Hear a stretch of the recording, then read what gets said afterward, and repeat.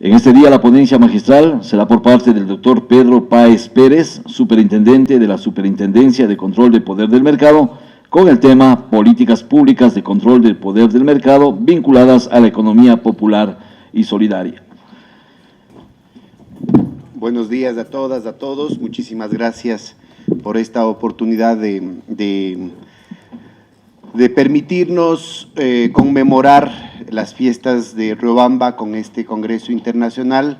Habíamos tenido ya en este mismo salón algunos otros eventos, pero queríamos con la alcaldía tener un espacio para sistematizar precisamente las políticas de competencia que tratan de promover de una manera integral la economía popular y solidaria, y creo que sobre todo orientarlo en la perspectiva de un horizonte auspicioso que puede marcar la diferencia respecto a tradiciones en políticas de economía popular y solidaria del pasado, ¿no?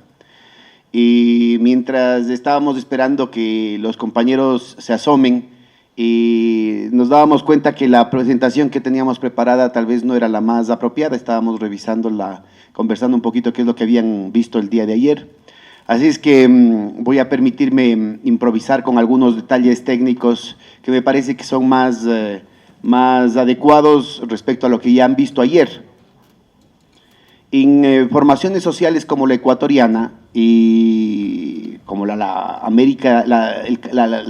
formaciones sociales de América Latina en su conjunto, la dinámica del capitalismo, y esto lo han desarrollado varios economistas, inclusive la propia CEPAL, es insuficiente para generar empleos. La lógica con la que funciona la economía moderna, capitalista, corporativa, es una lógica basada en la presencia de los monopolios, con una estrategia básicamente rentista, a diferencia de lo que pasa con el capitalismo del desarrollo, en el que la estrategia fundamental de las ganancias se basa en aumentar la masa del mercado, la masa de ventas, con tasas de ganancia individuales, con márgenes de ventas bajos, pero ampliando siempre los mercados. En lo que pasa en el capitalismo del subdesarrollo es, al contrario, la estrategia privilegiada está basada precisamente en el poder que tienen las grandes empresas en el mercado, en el poder de fijar precios, y orienta básicamente el tema a gatillar con cualquier pretexto aumentos de los precios. Un aumento de los precios como estrategia fundamental de ganancias significa más inflación. Como cuesta más, hay menos gente en capacidad de comprar, por tanto menos producción, menos empleo, menos bienestar para la gente, menos contratos, relación proveedor-cliente, lo cual genera una dinámica trunca, una dinámica propiamente subdesarrollada en el despliegue del capital. Entonces, esta diferencia fundamental con respecto a la lógica del capital en los países desarrollados marca en América Latina una insuficiencia dinámica del capital para poder generar empleo. Mientras que esta expansión del capital sobre la base de la ampliación de los mercados en los países del norte abre las puertas para una predominancia hasta cuantitativa de las relaciones salariales modernas y de la lógica de las corporaciones. En el caso de América Latina, el contraste con la dinámica poblacional exige que la gente se idee mecanismos de sobrevivencia, estrategias de sobrevivencia que involucran lógicas sociales, lógicas productivas que no apuntan de manera directa a la ganancia por la ganancia o a la acumulación por la acumulación. Esto es muy importante porque puede ser que inclusive formalmente, en términos de unidades productivas, estemos hablando de empresas con RUC, con todas las formalidades del caso, que contratan trabajo asalariado, que inclusive tienen inversiones significativas de capital, de equipos, que tienen su contabilidad, es decir, que todas las viejas teorías en torno al tema de la informalidad, todas las viejas teorías respecto al tema de la marginalidad no son precisamente los instrumentos más apropiados para entender lo que está pasando.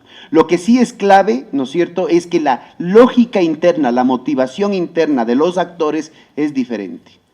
La gente que está involucrada a la heterogénea masa de formas organizativas de la economía popular y solidaria, siempre privilegian lo humano, siempre privilegian, qué sé yo, la defensa de la economía de la familia, la defensa de la economía de la comunidad, involucran otro tipo de valores que van más allá de la moneda por sí misma, de la ganancia por sí misma. Y este es un punto importantísimo tanto en las respuestas microeconómicas como en las respuestas macroeconómicas, ¿no? Es decir, en una economía familiar, por ejemplo, interesa más el que todos los miembros de la familia puedan tener un empleo digno dentro de la unidad productiva, de ser posible. Cosa que, por ejemplo, puede ser totalmente disfuncional desde la perspectiva del capitalismo, que solamente va a ampliar el empleo en la medida en que sea rentable, ¿no es cierto? Entonces, estas dinámicas me parece que son centrales del rato que uno analiza las políticas públicas. Sigan, por favor, compañeros, instálense.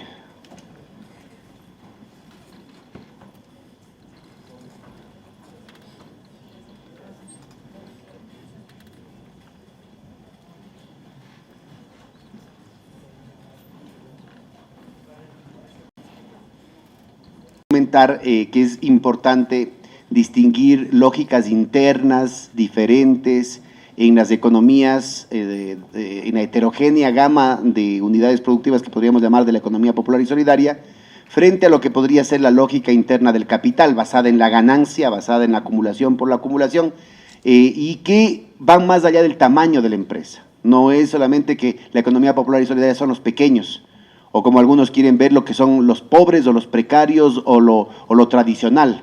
Eso no es así. En muchos casos, ¿no es cierto?, estamos hablando de que hay una insuficiencia dinámica del capital en América Latina frente a lo que pasa en los países desarrollados. La lógica del capital básicamente asentado en una matriz de monopolio de los recursos precapitalistas, sea en el campo de la hacienda, por ejemplo, o en el campo del comercio de intermediación interno, en el comercio el comercio de larga distancia, despliega, ¿no es cierto?, una estructura, una herencia maldita de monopolios en todos lados que predomina, que hace predominar, ¿no es cierto?, estrategias rentistas por parte de esas empresas cuya principal forma de ganancia se basa en aumentar los precios.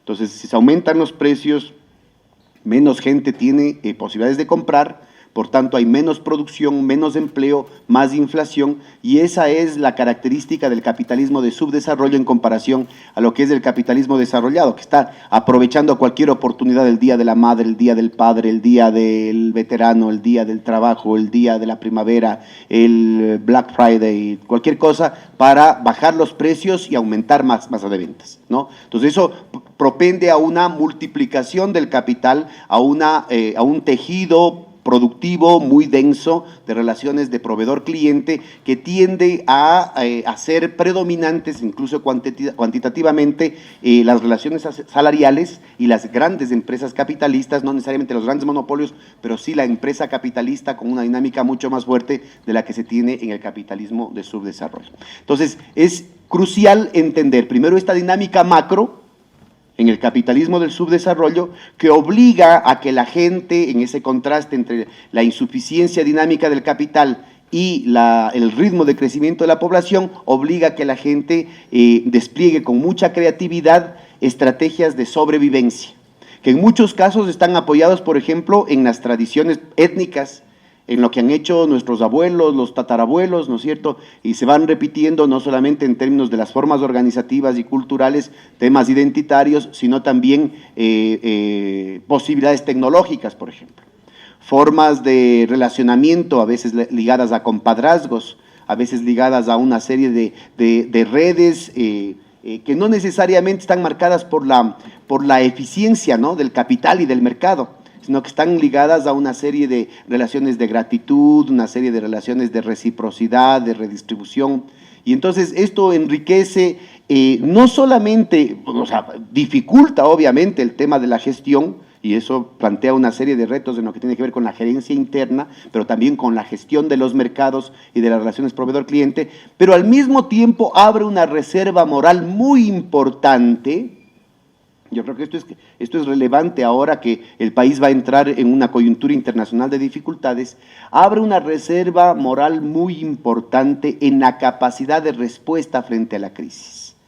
Es decir, frente al mundo plano del dinero, en el que tanto tienes, tanto vales, y si no me pagas, marchas, ¿no es cierto? El mundo de la economía popular y solidaria, sin hacernos ilusiones, sin dorarle la píldora, porque aquí a veces en este tipo de discusiones hay mucho violín y mucho incienso, ¿sí? De que la economía popular y solidaria ya es así el cielito, ¿no?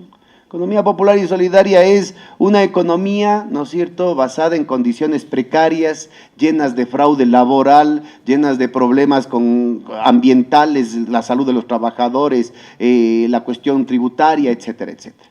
Pero en cambio la reserva moral que surge de esta matriz histórica de la que nace, de estas lógicas internas que motivan a los actores de la economía popular y solidaria, abren una serie de alternativas, una serie de diferencias en las respuestas frente, por ejemplo, a una crisis, frente a los estímulos de la política pública, frente a las nuevas posibilidades del mercado que la economía capitalista, pongámosle, normal, no las tiene, ¿no? Entonces, empezando por el mero hecho del empleo. Una empresa capitalista, una empresa va a seguir contratando personal en la medida en que le sea rentable. En una empresa familiar, en una unidad económica basada, cuyo objetivo fundamental es el bienestar de la familia, están otras consideraciones prioritarias y van a seguir aguantando, digamos, van a seguir absorbiendo la mano de obra familiar en la medida en la que el mercado no ofrezca otras oportunidades o en la medida en que la vocación o los intereses individuales de un miembro de la familia no le lleve para otros horizontes, ¿no es cierto? Entonces, esto de aquí marca una serie de cuestiones a lo interno y, como les decía hace un momento, en las propias relaciones proveedor-cliente, hasta en la organización espacial de la producción y de las relaciones sociales, tiene una serie de otras creencias, de otros valores que no necesariamente están marcados solamente por la ganancia o por la eficiencia, entre comillas, tal como lo entiende el mercado capitalista. Entonces, esto es muy importante entender para poder discutir el rol de las políticas públicas, pero también el tremendo potencial que tiene la economía popular y solidaria en la construcción de otro horizonte de vida, lo que ahora está en la Constitución ecuatoriana como el summa causa, es decir, el vivir en plenitud, que no es solamente el buen vivir, ¿no es cierto, compañeros? Es el vivir en plenitud, es el sacarle el jugo a la vida desde otras perspectivas que van más allá del vil dinero. Y este es un tema muy, muy importante, ¿no? El presidente ha dicho muy claramente cómo ponemos al ser humano por encima del capital. Yo creo que el cómo tiene una respuesta muy, muy importante. No, tal vez no todas las respuestas, pero tiene una respuesta muy importante precisamente en reconocer como lo hace la Constitución de Montecristi, ¿no es cierto?, el derecho a la diferencia, pero también el derecho a la identidad que tienen estas iniciativas populares, tanto a nivel productivo como a nivel financiero. Entonces,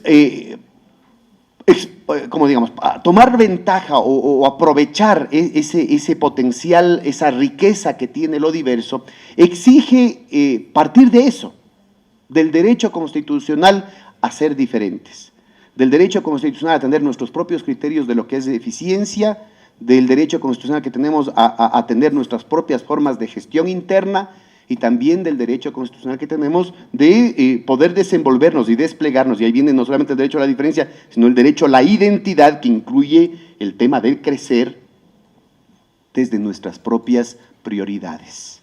Entonces, no se puede obligar a una empresa, a un emprendimiento popular, a un emprendimiento comunitario, que actúe con la misma forma y que actúe con las mismas responsabilidades y los mismos parámetros que tiene una empresa corporativa, una sociedad anónima transnacional, una gran empresa capitalista.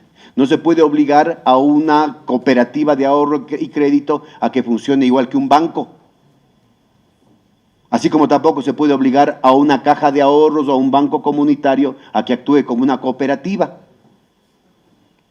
Cada uno tiene su especificidad y en la riqueza de esa diversidad es lo que precisamente vamos a encontrar una capacidad de responder de manera propositiva, de manera ingeniosa, frente a dificultades como por ejemplo las que probablemente el Ecuador esté enfrentando de aquí a un buen tiempo, ¿no? Es decir, ya estamos en una serie de aprietos ligados a la caída de los precios del petróleo, a la caída de los precios y de la demanda de buena parte de nuestras exportaciones, a las devaluaciones de nuestros países vecinos, que frente a la rigidez cambiaria y a los compromisos irresponsables que se asumieron en el pasado frente a otros países, como el acceso tardío a la Organización Mundial del Comercio y una serie de tratados bilaterales, ¿no es cierto?, marcan una tremenda fragilidad en nuestro sector externo, en nuestra capacidad de gestión macroeconómica.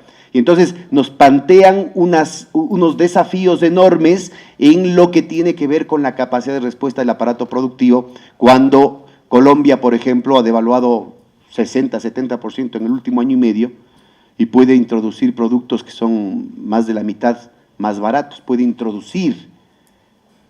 Pero sí se han dado cuenta, precisamente, y ahí está una de las diferencias entre la economía capitalista y la economía popular y solidaria, sí se han dado cuenta de que a pesar de que esas devaluaciones, no solo en Colombia, en Perú, en Chile, en Argentina, en Europa, en Japón, en China, deberían haber hecho que todas las importaciones sean mucho más baratas aquí en el Ecuador, la gente jamás ha experimentado eso, porque quien se ha quedado con la diferencia es precisamente el monopolio.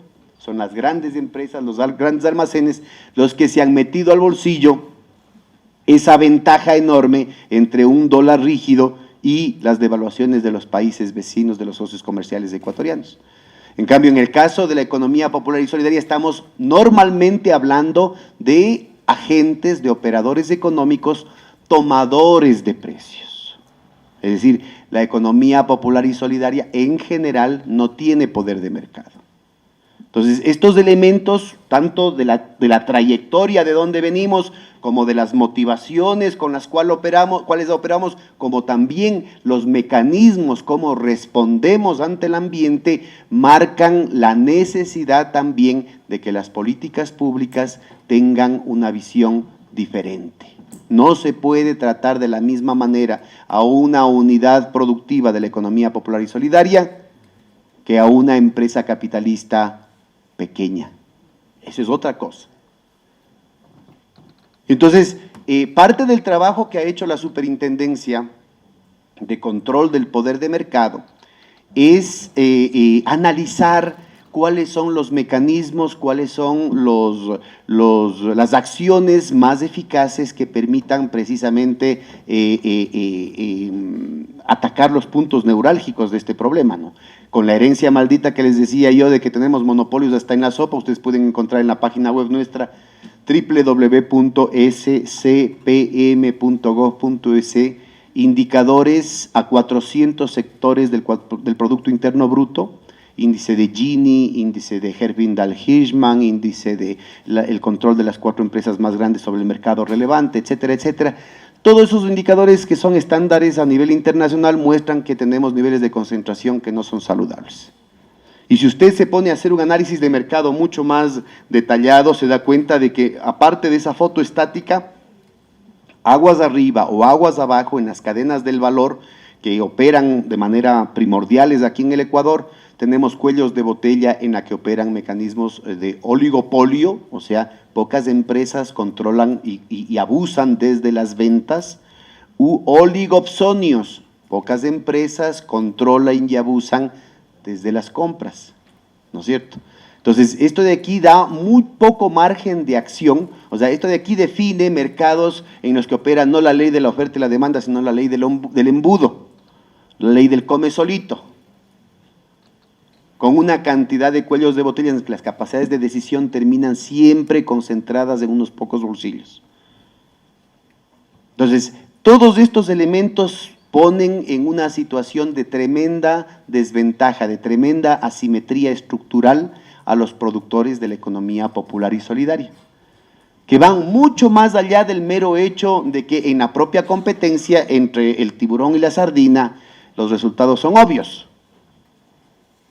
que van mucho más allá del hecho que también podría encontrarse entre una empresa capitalista grande y una empresa capitalista pequeña, de que la plata llama a la plata y que obviamente la capacidad de acumulación de una empresa grande es mucho mayor que una empresa pequeña, ¿sí? Entonces, todo esto de aquí es necesario tomar en cuenta el momento de discutir los temas. ¿Cómo promover la competencia cuando tenemos monopolios hasta en la sopa y cuando sería una necedad tratar de resolver las cosas a punto de multas e inclusive a punto de regulación? La única posibilidad real que tenemos aquí en el Ecuador de promover la competencia, si se quiere ser genuino, si se quiere ser serio, es promover más operadores.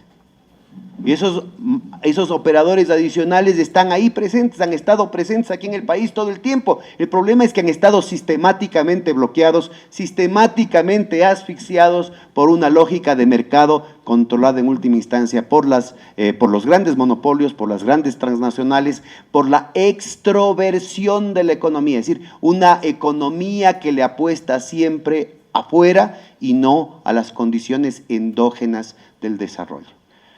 En 1980, el 30% de las actividades económicas del Ecuador dependían de lo que pasaba afuera, exportaciones, importaciones y otros componentes de la cuenta corriente.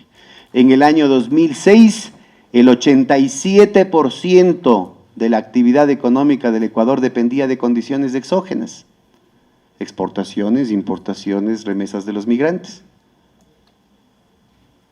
En los últimos años se ha hecho un esfuerzo enorme por transformar ese ambiente con un proceso de redistribución formidable. Por primera vez en la historia se ha aumentado año a año de manera constante la capacidad adquisitiva real, descontada la inflación, de cada 10% de la población. Antes lo que pasaba es que solo el 10% más rico mejoraba su capacidad. Todos los demás se deterioraban, inclusive las clases medias. Y dentro de ese 10% más rico, no todos por igual, porque era el 1% el que mejoraba de manera significativa año tras año su capacidad de compra real. Aquí tenemos 8 años consecutivos en los que de manera constante mejora cada 10%, sin precedentes en la historia del país. Y parte del problema, para que se vea la importancia de tener este estudio pormenorizado de las diferencias, es que ese esfuerzo enorme por dinamizar los mercados internos, que además estuvo acompañado con una inversión pública enorme. Cuando yo llegué al Ministerio de Política Económica, el promedio de inversión pública productiva en relación al Producto Interno Bruto de los 30 años previos, de los 30 años neoliberales, estaba entre el 3 y el 5%. En un año subimos al 14%. Escuelas, colegios, hospitales, puertos, y refinerías, toda una serie de condiciones físicas, infraestructurales, inversiones en capital, el tema de la recuperación del propio ferrocarril, por ejemplo, que transforman las capacidades productivas sistémicas, no individuales, no solo individuales, sistémicas, las condiciones sistémicas de productividad del país. Ha habido, y obviamente, qué sé yo, usted gasta, por ejemplo, en carreteras, en la inversión inicial, y luego tiene que dar una inversión de mantenimiento. Usted gasta en hospitales la inversión inicial y luego tiene que tener gasto corriente que acompañe en médicos, enfermeras, personal de mantenimiento, la utilización de esos equipos, ¿no es cierto? Entonces, todos estos elementos han transformado en los últimos 8 años la dinámica de los mercados internos. Ahora, alrededor del 45% de la actividad económica depende de factores todavía exógenos, pero son cruciales, como el tema de la caída del precio del petróleo. ¿Podemos nosotros controlar la caída del precio del petróleo? No podemos. ¿Podemos nosotros controlar el que países como Colombia o Perú sigan devaluando? No podemos. ¿Podemos controlar nosotros el que los Estados Unidos entren en recesión y nuestros familiares no puedan seguir enviando las remesas? No podemos. ¿Podemos controlar el que los Estados Unidos aumenten, por ejemplo, la tasa de interés y dificulten el acceso de nuestros países, de nuestro país y de los empresarios, inclusive ligados a nuestro país, al crédito, inclusive al crédito comercial? No podemos. Entonces, en el diseño de las políticas públicas tienen que tomarse en cuenta estos elementos y ubicar, ¿no es cierto?, cuáles son las limitaciones. Este esfuerzo gigantesco que se ha hecho para recuperar una dinámica de los mercados internos, tanto por la redistribución del ingreso como por este aumento formidable de la inversión productiva, esta inversión enorme en talento humano e infraestructura que se ha hecho en los últimos años, ¿no es cierto?, lastimosamente, aunque ha mejorado la situación de bienestar de las familias, los niveles de consumo de las familias, lastimosamente no se ha traducido en una consolidación de las capacidades productivas, precisamente porque la mayor parte de eso se ha ido a importaciones. Entonces, cuando se van a importaciones, si usted gasta $1 en la producción nacional, ese dólar se multiplica en empleo directo, en empleo indirecto, en todas las relaciones proveedor-cliente y dinamizan segmentos importantes del tejido productivo ecuatoriano. Si usted gasta ese mismo dólar en importaciones, quedan 2 realitos para los que importaron y sus empleados, bueno, 2 realitos para los empleados y harta plata para los que importaron, pero lo demás se va afuera, los multiplicadores se van afuera, ¿no? Entonces esto vuelve una situación insostenible. Pero luego tenemos otro punto de análisis que es fundamental y es distinguir, si usted gasta ese dólar en una empresa capitalista grande, los efectos distributivos y productivos son unos.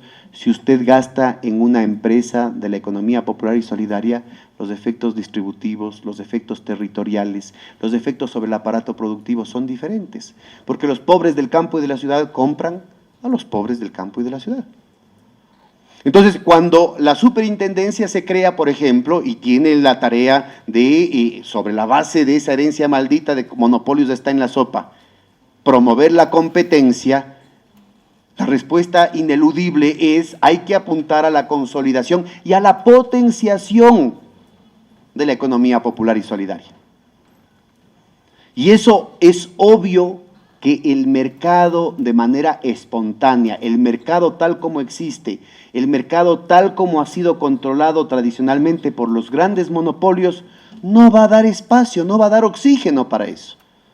Y por eso aparecen iniciativas como, por ejemplo, el Manual de Buenas Prácticas Comerciales para los supermercados y afines que se emitió en agosto del año 2014. Entonces ahí no solamente que se estaba protegiendo a los proveedores, en su gran mayoría empresas capitalistas medianas, y tal vez alguna que otra pequeña, pero básicamente era la ley del come solito, los grandes cadenas de supermercados, aquí en el Ecuador y en otras partes del mundo también, básicamente se compran a sí mismos, a las grandes transnacionales y a los otros monopolios de su mismo círculo, ¿no?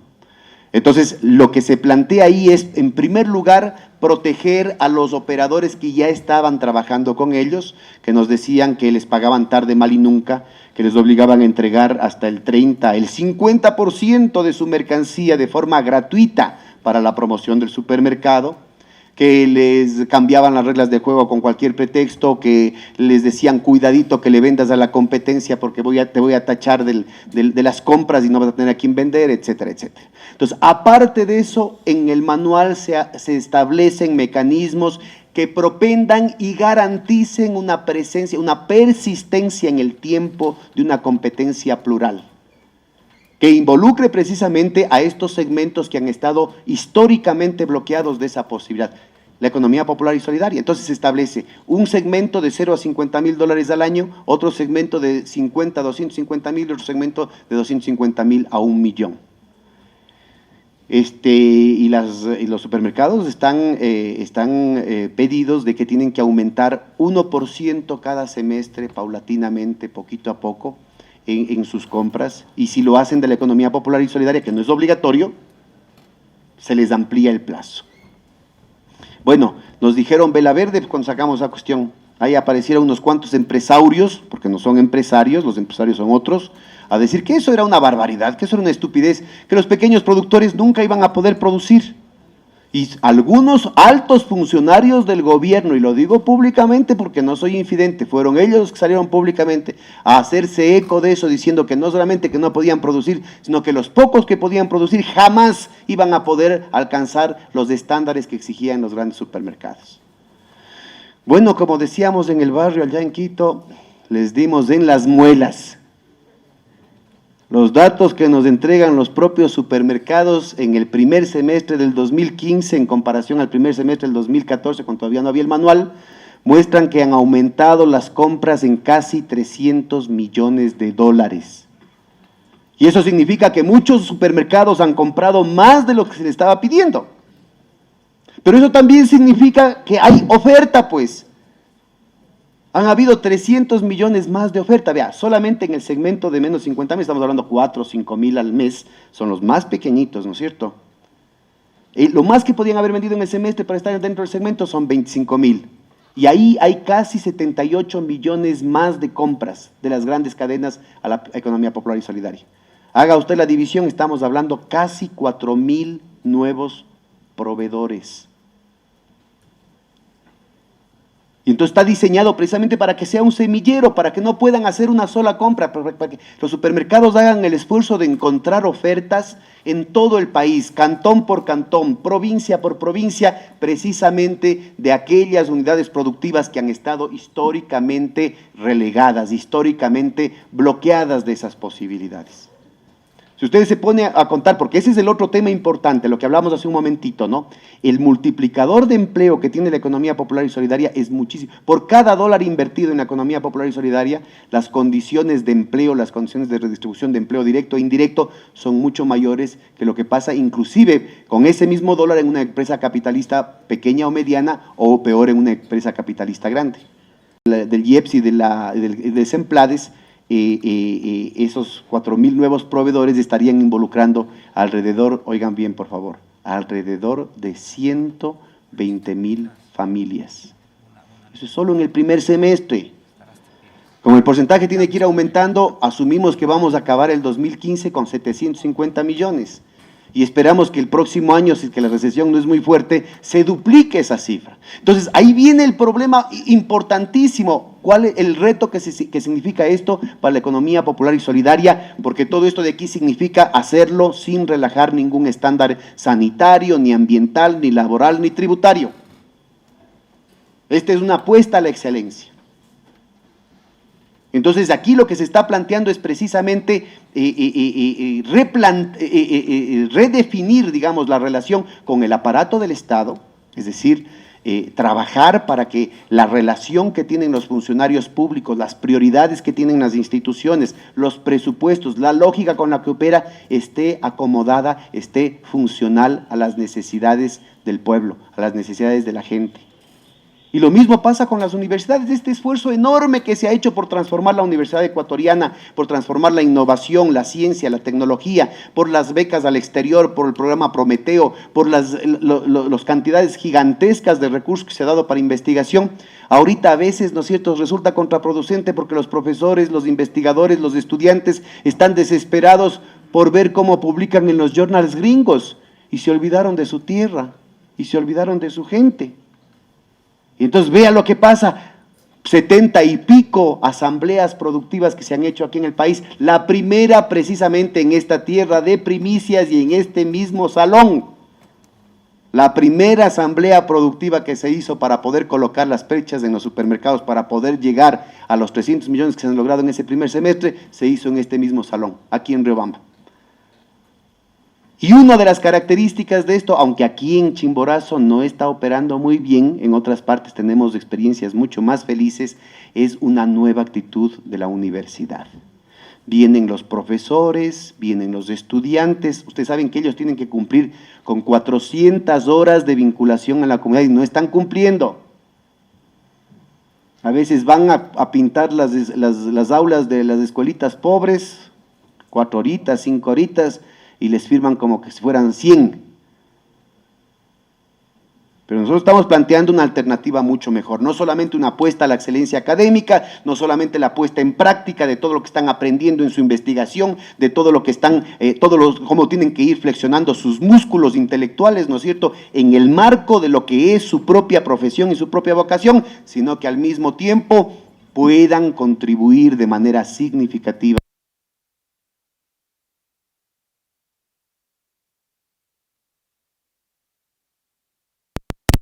Tenemos organización organizaciones de la tradición de la Federación Ecuatoriana de Indios, un movimiento tan fundamental en el siglo XX, inclusive antes de su formalización en el 44, su formalización legal después de la gloriosa, en la lucha por la democracia, en contra del racismo, en contra del gamonalismo, de los abusos, en contra de los despojos, a favor de la tierra, del agua, de la gente. Ahora está discutiendo, además de eso, temas de ingeniería genética. Cómo mejorar genéticamente los cuyes, las gallinas, los conejos, los chivos, los borregos, los chanchos, las vacas. Campesinos con 500 metros. Campesinos con menos de 1 hectárea, compañeros, transformando el país en un diálogo de saberes con estos muchachos brillantes que vienen de sus PhDs en el extranjero. Vean, o están en la Universidad Técnica de Ambato, están discutiendo temas de nanotecnología para reducir el impacto ambiental de las curtiembres, de la artesanía de los textiles.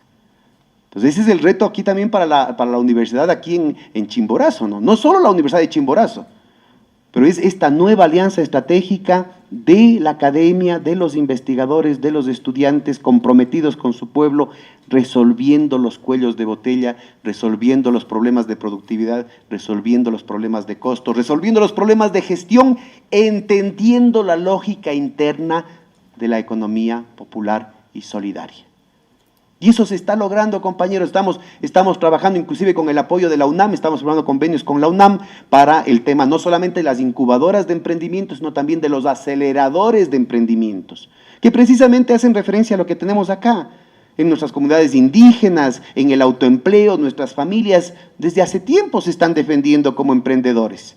Lo que necesitamos es, sobre un negocio ya en marcha, por más que sea precario, por más que sea pobre, ¿no es cierto?, las condiciones en las que se desarrollan, poder generar mecanismos, por ejemplo, de cómo mejorar llevar las cuentas, cómo mejorar ciertas técnicas de tesorería, ciertas técnicas de gerencia, entendiendo la lógica interna de la unidad productiva, de la economía familiar, entendiendo lo que son nuestras costumbres, nuestra cultura, nuestras relaciones de parentescos rituales, nuestros compadrazgos, nuestras creencias, ¿no es cierto?, permitirnos proyectarnos con lo mejor de la tecnología ante los retos del siglo XXI.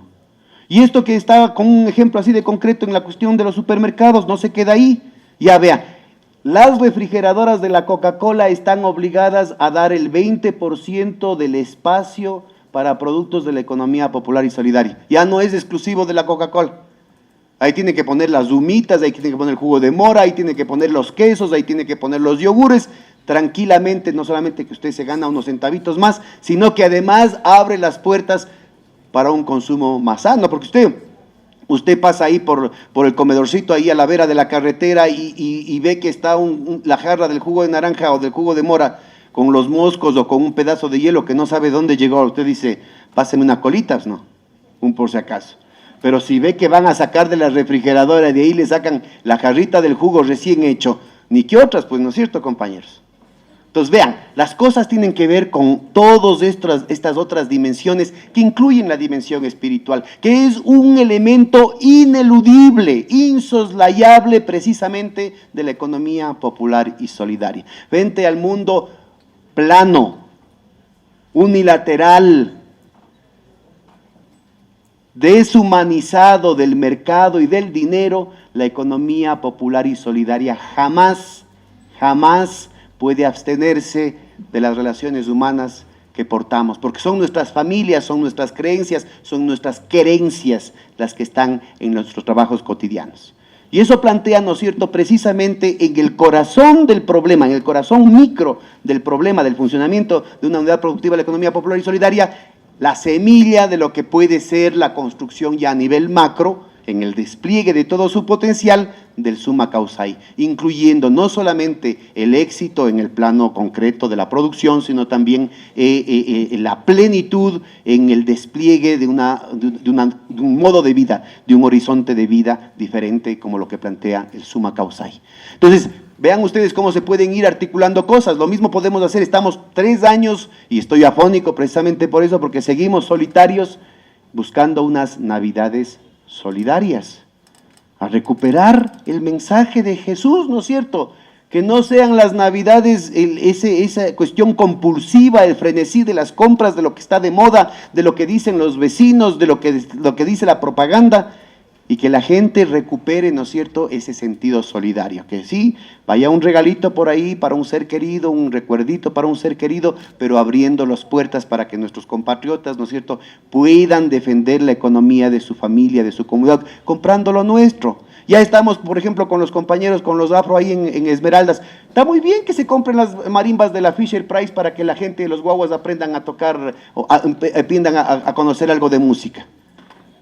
Pero ¿por qué no también con las marimbas, ¿no es cierto?, que ahora ya han sido declarados patrimonio cultural, con las marimbas de los negros, de bambú y techonta, y que en lugar de que los guaguas aprendan el Jingle Bells, que aprendan el Dulce Jesús Mío, ¿no es cierto, compañeros? ¿Por qué no?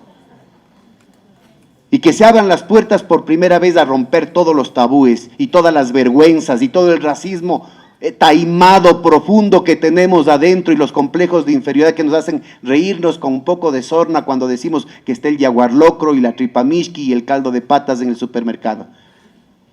Nadie se ríe cuando decimos que estén los hot dogs o las pizzas en el supermercado, ¿no es cierto? Ya están los caldos de patas en el supermercado. A luchar porque esté también la guatita y el encebollado y la humita de aquí, y la humita de allá y la yaca y el menudo y la chanfaina también en el supermercado, compañeros. A que se abra, y no solo en el supermercado, a que recuperemos los platos que ya hemos dejado de cocinar porque son platos de indios en nuestras casas, compañeros. Los platos y los sabores y los gustos y los colores de nuestras abuelas y de nuestras bisabuelas, compañeros, porque aquí no se trata solamente del mercado, aquí se trata de construir un ser humano diferente, un ser humano solidario, un ser humano alegre, lleno de fe, de esperanza, de alegría, frente a las dificultades que se presentan, porque lo que tenemos en cada cosa que hacemos, en cada plato que cocinamos, en cada ropa que tejemos, es una forma de ver el mundo, una forma de enfrentar los problemas. Y en cada cosa que hacemos los ecuatorianos tenemos al menos 100 años, después de la horrorosa hoguera bárbara en contra de Don Eloy, ¿no es cierto? 100 años en la que con todos los problemas y dificultades algo hemos hecho bien, para no habernos involucrado en esas espirales dolorosas de violencia que han tenido nuestros países hermanos. Colombia, Perú, con sus guerras civiles, con sus problemas, ¿no es cierto?, de conflictos irresolubles. Aquí en el Ecuador, de alguna manera, no que no hayan habido horrores, pero de alguna manera hemos logrado mantener la cuestión civilizada. Esa cultura tiene que expresarse en lo que producimos, mostrando que sí podemos, mostrando que sí valemos, apostándole a lo mejor de la tecnología. El nuevo paradigma tecnológico abre una serie de posibilidades que no nos permitía el anterior, porque el umbral de inversión era prohibitivo básicamente para los sectores populares. Ahora no. Ahora, como hablamos, la ingeniería genética, la nanotecnología, la informática, los nuevos materiales, al contrario, abren las puertas para una producción creativa, descentralizada, que se opere desde distintas lógicas, y lo que es necesario es entonces coordinar la adecuada combinación de políticas, de instituciones, de promociones, de esfuerzos, de mingas, con la participación del Estado, de la economía capitalista grande, pero también de la economía capitalista pequeña, de la economía popular y solidaria, de la sociedad civil, poniendo todos el hombro en una gran minga nacional para sacar lo mejor de lo que cada uno pueda dar. Y justamente este horizonte de dificultades que se nos plantea en el año 2016 puede ser la oportunidad en la que mostremos de qué madera estamos hechos, compañeros. Ojalá que estas reflexiones puedan ustedes servirles para provocar propuestas concretas en este Congreso y que el resto de estas jornadas sean muy fructíferas. Muchas gracias por su atención.